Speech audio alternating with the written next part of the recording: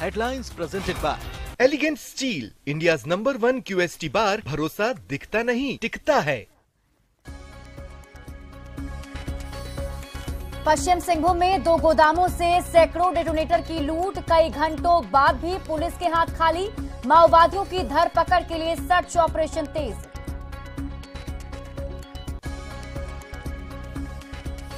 धनबाद के निरसा में प्रतिबंधित मांस से मचा बवाल, आरोपी के घर पर उग्र भीड़ ने की तोड़फोड़, प्रशासन ने लागू किया धारा 144। झारखंड में आदिवासियों पर गरमाई सियासत, सरकारी दस्तावेज में भूईहर मुंडा को ब्राह्मण बनाने पर उठे सवाल, बीजेपी पर कांग्रेस ने किया हमला। झारखंड प्रदेश बीजेपी का नया अध्यक्ष कौन, नाम को लेकर अटकलें तेज, आदिवासी महिला या वैश्य कोटे से मिल सकता है मौका। चालू वित्तीय वर्ष का अंतिम दिन आज, ट्रेजरी में दिन रात चल रहा काम, देर रात तक 85 करोड़ रुपए खर्च होने की उम्मीद। Headlines presented by Elegant Steel, India's #1 QST bar. भरोसा दिखता नहीं टिकता है।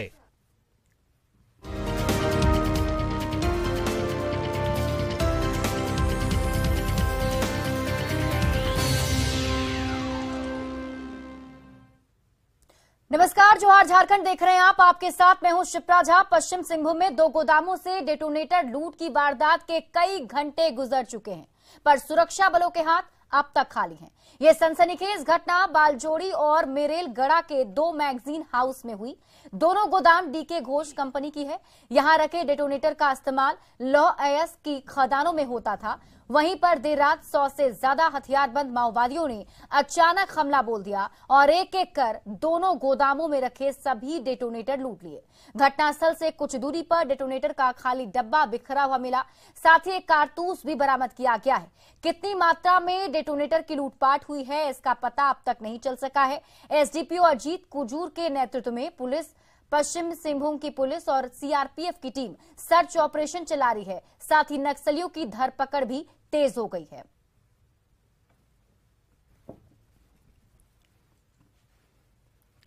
धनबाद के निरसा में प्रतिबंधित मांस मिलने से फैला तनाव अब भी कायम है। हालात को काबू में करने के लिए भुरकुंडा बाड़ी में धारा 144 लागू कर दिया गया है।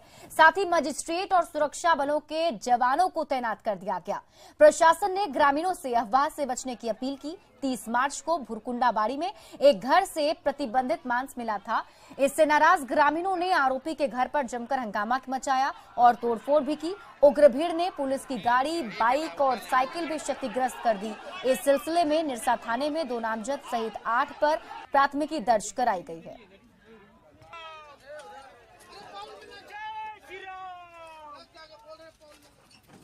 झारखंड में आदिवासियों पर सियासत गरमाती जारी है। कांग्रेस नेता बंधु तिर्की ने बीजेपी पर भूईहर आदिवासी समुदाय से आदिवासी का दर्जा छीनने का आरोप लगाया है।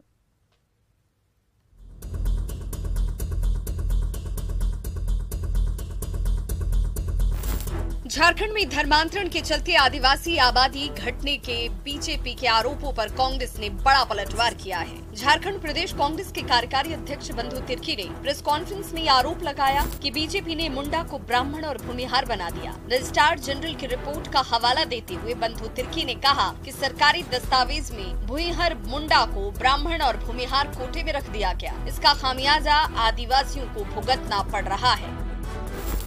इनको भूमिहार और ब्राह्मण से इनका मिलता जुलता एकरा करके इनको ये रजिस्ट्रार जनरल ने रिपोर्ट दिया है कि उनका रहन सहन सारा भूमिहार और ब्राह्मण से मिलता जुलता है, इसलिए ये लोगों को आदिवासी का श्रेणी में रखा नहीं जा सकता है। झारखंड प्रदेश कांग्रेस के कार्यकारी अध्यक्ष बंधु तिर्की ने बताया कि मुंडा जनजाति की पहली उपजाति है भूईहर मुंडा, पर रजिस्ट्रार जनरल की रिपोर्ट में भूईहर मुंडा समुदाय को ब्राह्मण और भूमिहार कोटे में रख दिया गया। इससे भूईहर मुंडा का जनजातीय दर्जा भी छिन गया, जबकि झारखंड में भूईहर मुंडा की आबादी 4 लाख है। झारखंड में आदिवासियों को कुल मिलाकर 32 जनजातियां निवास करती हैं। पिछली जनगणना में आदिवासी आबादी में 32% कमी दर्ज की गई, जिसके पीछे सबसे बड़ी वजह रही रजिस्ट्रार जनरल की रिपोर्ट में लिपकीय त्रुटि। Jharkhand tribal welfare research institute यानी कि JTWRI ने केंद्र सरकार को रिपोर्ट भी भेजी, पर भुइहर मुंडा समुदाय अब भी ब्राह्मण और भूमिहार कोटे में बना हुआ है। यहाँ पर TRI में इसको TRI वगैरह से जांचोपरांत करने के बाद भारत सरकार को अनुशंसा किया गया कि पूर्व में ही ये लोग जनजाति में थे और अभी इसको सूची से हटा दिया गया है, तो इसलिए इसको पुनः सूचीबद्ध कराया जाए। झारखंड की जनजातियों को लेकर एक बार फिर सियासत गर्माती जा रही है। बीजेपी के आरोपों के जवाब में कांग्रेस के ताजा पलटवार ने एक बार फिर इस मुद्दे को हवा दे दी है। गौरव, न्यूज़ 18, रांची। झारखंड प्रदेश बीजेपी का नया अध्यक्ष कौन होगा, इस सवाल पर हर कोई माथापच्ची कर रहा है, लेकिन इसका जवाब अब तक सामने नहीं आया है।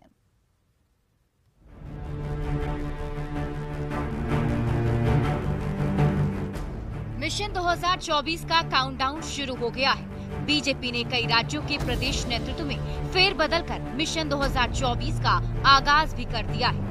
झारखंड प्रदेश बीजेपी अध्यक्ष दीपक प्रकाश का भी कार्यकाल पूरा हो गया है। जाहिर है झारखंड में भी बदलाव की अटकलें तेज हो गई हैं। सूत्रों का कहना है कि राजस्थान और बिहार समेत कई राज्यों की तर्ज पर झारखंड में भी किसी नए चेहरे को प्रदेश अध्यक्ष की कमान सौंपी जा सकती है। पद एक होता है और अलग अलग लोगों के पसंद अलग अलग होते हैं, इसलिए कई नाम सामने आ जाते हैं, लेकिन अंततः किसी एक व्यक्ति को जो सुयोग्य हो, पार्टी का समर्पित कार्यकर्ता हो, वैसे लोगों के हाथ में नेतृत्व जाने से मैं समझता हूँ कार्यकर्ताओं को भी ताकत मिलेगी।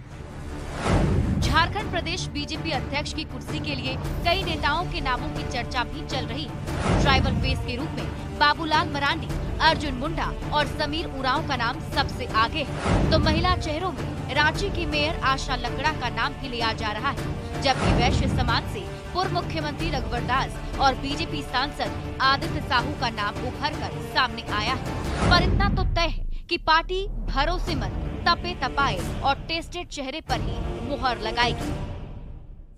देखिए, भारतीय जनता पार्टी का हर एक कार्यकर्ता जिसको भी जो जिम्मेवारी मिलती है, बूथ स्तर हो, शक्ति केंद्र स्तर हो, मंडल स्तर हो, जिला स्तर पर हो, प्रदेश किसी भी स्तर पर जिम्मेवारी मिलती है, तो हर एक कार्यकर्ता, जिस कार्यकर्ता को जिम्मेवारी मिलेगी वो निष्ठा और ईमानदारी के साथ वो अपने दायित्व का निर्वाह करने का काम करता है।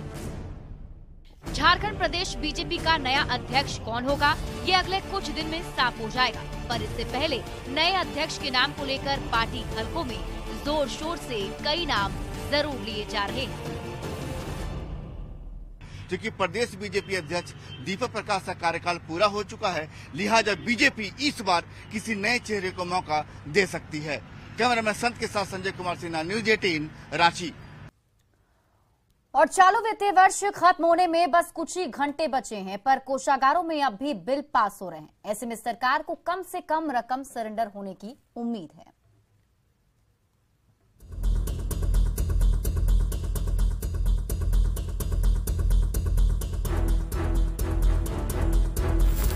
चालू वित्तीय वर्ष चंद घंटों में समाप्त हो जाएगा, पर अब भी कई सरकारी विभाग बजट राशि खर्च करने में कोसों पीछे हैं। ओवरऑल खर्च का आंकड़ा पिछले कई वित्तीय वर्षों के खर्च की तुलना में बेहतर है, इससे वित्त मंत्रालय संतुष्ट नजर आ रहा है। हालांकि वित्त मंत्री रामेश्वर उरांव का दावा है कि चालू वित्तीय वर्ष की अवधि गुजरने के बाद ओवरऑल खर्चे के आंकड़े में और ज्यादा सुधार होना तय है।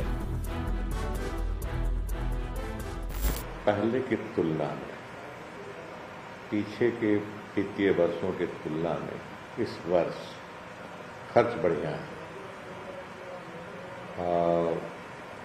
अभी जो पदाधिकारियों से बात की उसके अनुसार 87% तक होना चाहिए खर्च, शाम रात तक जितना बजे तक क्लोज करेंगे, लगता है 86-87% खर्चा हो जाएगा। झारखंड सरकार ने साल 2022-23 के लिए 1,01,000 करोड़ रुपए का बजट प्रस्ताव पेश किया था। 29 मार्च तक इसमें से 79,000 करोड़ रुपए खर्च हो गए थे।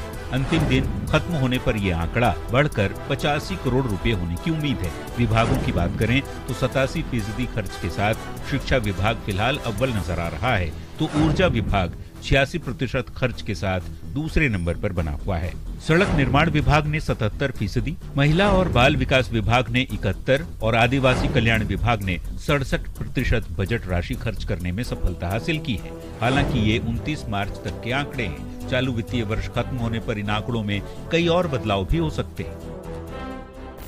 खर्चा करना चाहिए, तब तो काम दिखेगा, राज बेहतर होगा, विभाग का नाम होगा कि इस विभाग ने इतना खर्चा किया, इतना काम यहाँ हुआ, तो इसका असर हुआ, रिव्यू का असर हुआ। चालू वित्तीय वर्ष के अंतिम दिन तमाम सरकारी विभागों ने पूरा दमखम लगा दिया है और इस वजह से झारखंड के कोषागारों में दिन रात काम चल रहा है ताकि बजट की रकम सरेंडर होने से बच सके। निरंजन कुमार, न्यूज़ 18, रांची। बोकारो की हवाई उड़ान का सपना पिछले कई साल से अधूरा पड़ा है। पेड़ों की कटाई रुकने से एक बार फिर एयरपोर्ट का कामकाज ठप पड़ गया है।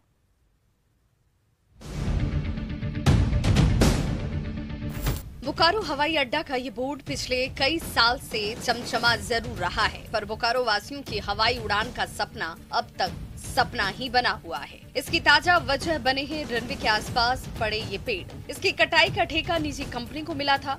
कंपनी ने कुछ मजदूरों को इस काम में लगाया, पर असामाजिक तत्वों ने पथराव करके मजदूरों को भगा दिया। तब से पेड़ों की कटाई का काम ठप पड़ा है और बोकारो की उड़ान के सपने पर भी ग्रहण लग गया है। तो यहाँ की वस्तु स्थिति है, कैसे पथराव हुआ, किस तरह से दीवार में होल कर दिया गया, तो सारी बातों से अवगत कराऊंगा ताकि एक बैठक जो होनी है वो जल्दी हो जाए, ताकि बोकारो वासियों का जो सपना है बोकारो से एयरपोर्ट के शुरू होने का वो पूरा हो सके।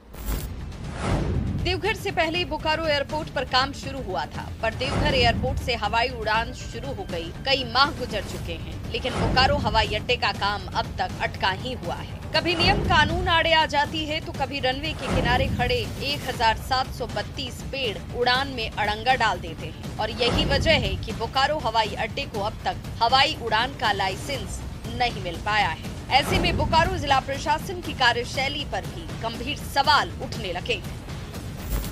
बोकारो के विकास के लिए मील का पत्थर साबित होगा और जिन लोगों ने भी इस प्रकार की हरकत की है, प्रशासन को कड़ी से कड़ी कार्रवाई करनी चाहिए।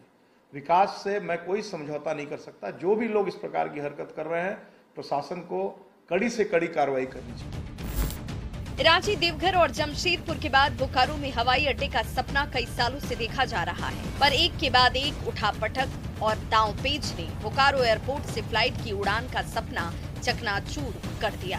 मृत्युंजय, न्यूज़ 18, बोकारो। जमशेदपुर में अखाड़ा समितियों ने प्रशासन की कार्रवाई का विरोध किया है। रामनवमी जुलूस में डीजे बजाने और टेलर निकालने पर रोक लगाई गई थी। विरोध में अखाड़ा समितियों ने विसर्जन जुलूस नहीं निकालने की घोषणा की। अखाड़ा समिति के सदस्यों ने बैठक कर प्रशासन का विरोध किया। उन्होंने कहा कि जब तक जब्त किए गए टेलर और डीजे को नहीं छोड़ा जाता, तब तक मुख्य अखाड़ा समिति रामनवमी का विसर्जन नहीं करेगी।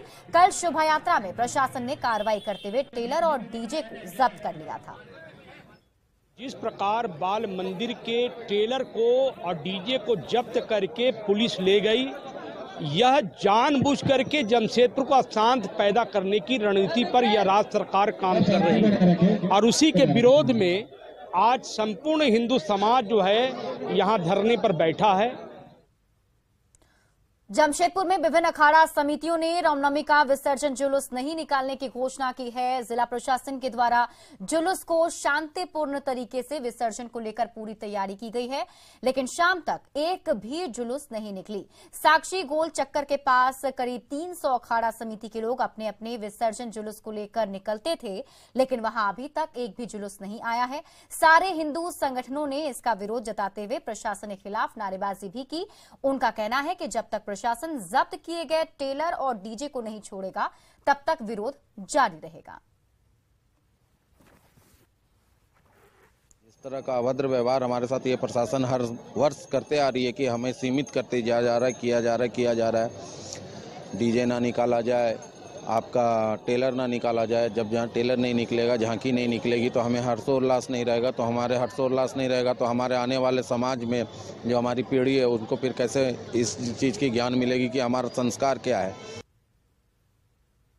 दुमका में छात्र समन्वय समिति द्वारा पोखरा चौक से मशाल जुलूस निकाला गया। सरकार की 60-40 नियोजन नीति के खिलाफ शनिवार को दुमका सहित पूरे संथाल परगना को बंद करने की घोषणा की गई है। पूरे शहर में सरकार की गलत नीतियों के विरोध में मशाल जुलूस निकाला गया है। साथ ही सभी लोगों और संगठनों ने कल के बंद को सफल बनाने की अपील की।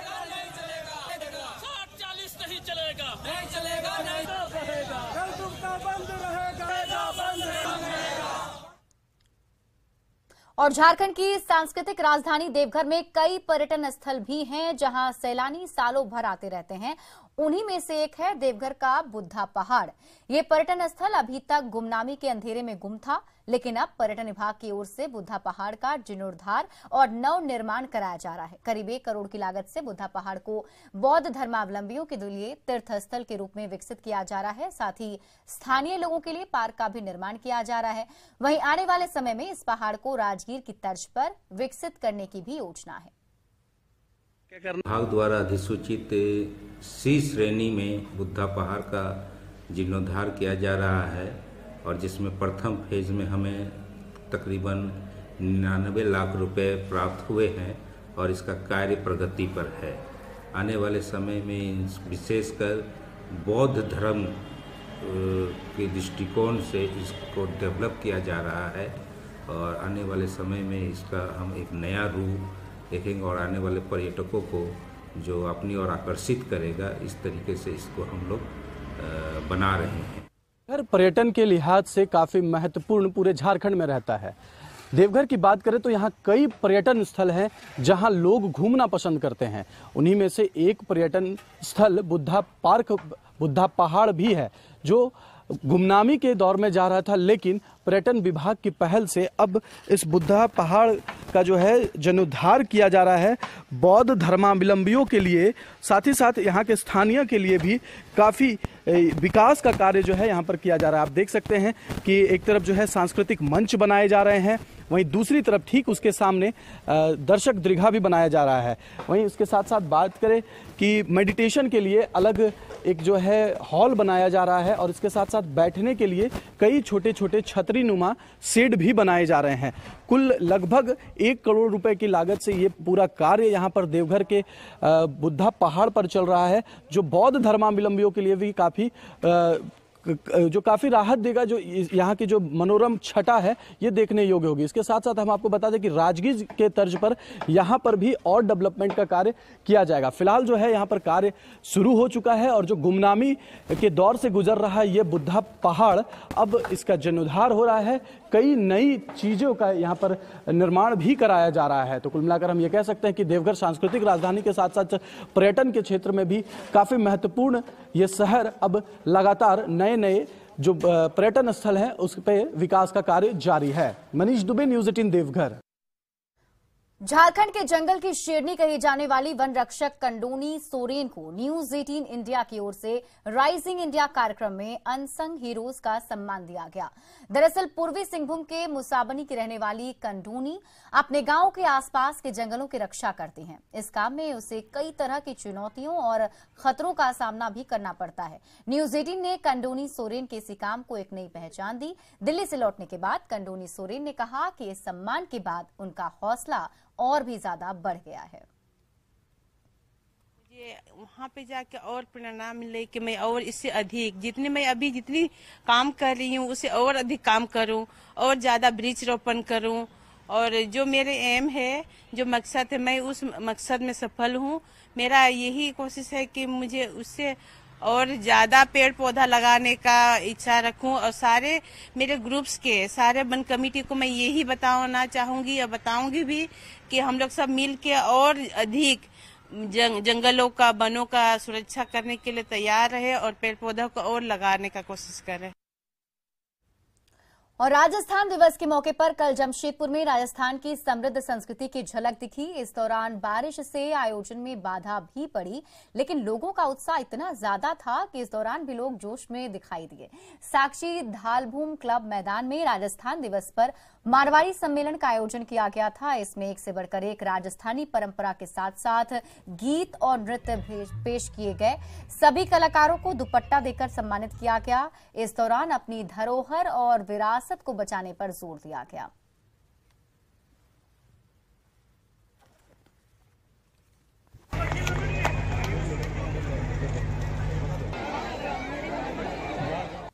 अपने राजस्थान की छटा यहाँ उतारने का प्रयास किया है। रजवाड़ा पैलेस से लेकर एक गांव का लुक देने का कोशिश की गई है। अपनी पहचान को दिखा सके कि हाँ हम क्या चीज़ हैं, और इसी एकजुटता का प्रदर्शन करते हुए मारवाड़ी समाज की एकता को दर्शाते हुए एक नई चेतना, नया बोध, नया ज्ञान का हमें समाज में संचार करना। और पूरे विश्व को एक संदेश देने के उद्देश्य से मध्य प्रदेश के राजगढ़ की रहने वाली आशा मालवीय संपूर्ण भारत की साइकिल यात्रा पर निकली हैं। अपनी इस यात्रा के दौरान आशा देवघर पहुंची। बाबा वैद्यनाथ मंदिर में प्रतीक चिन्ह देकर सम्मानित किया गया। आशा 25,000 किलोमीटर की यात्रा कर रही हैं और अब तक यात्रा के दौरान 12 राज्यों में 11,000 किलोमीटर का सफर 150 दिन में पूरा कर चुकी हैं। इतना ही नहीं, आशा मालवीय अब तक 9 मुख्यमंत्री, 9 गवर्नर, 160 आईएएस और 160 आईपीएस से भी मुलाकात कर चुकी हैं। आशा युवाओं को एक मैसेज देने के लिए यह यात्रा पर निकली हैं। और यहाँ यात्रा मैंने 1 नवंबर को भोपाल से शुरू की है। मैं अभी तक 12 राज्यों का यात्रा कंप्लीट कर चुकी हूँ। लगभग 11,000 किलोमीटर मेरा कंप्लीट हो गया है।